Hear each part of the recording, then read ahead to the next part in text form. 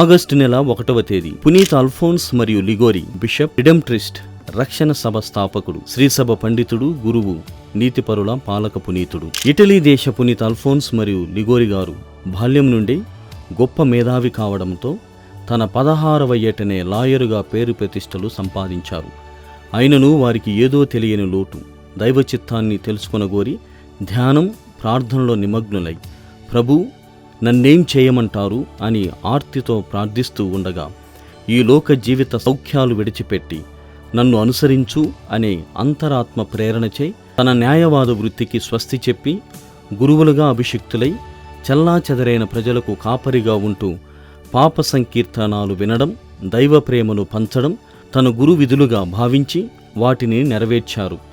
పలువురు బిషప్ల తోడ్పాటుతో ఉన్నత కార్యాలకై దైవం తనను ఆదేశిస్తున్నారని నమ్మి మహాపరిశుద్ధ విమోచకుని సభ అనగా రిడెంప్ట్రిస్ట్ సభను స్థాపించి పల్లెపల్లెలా సువార్త ప్రచారంతో పాటు సంఘసేవ, నిత్య సహాయమాతపై భక్తిని పెంపొందించుట వీరి సభ ముఖ్య విధులుగా కొనసాగిస్తూ ఎన్నో గ్రంథాలను రచించారు.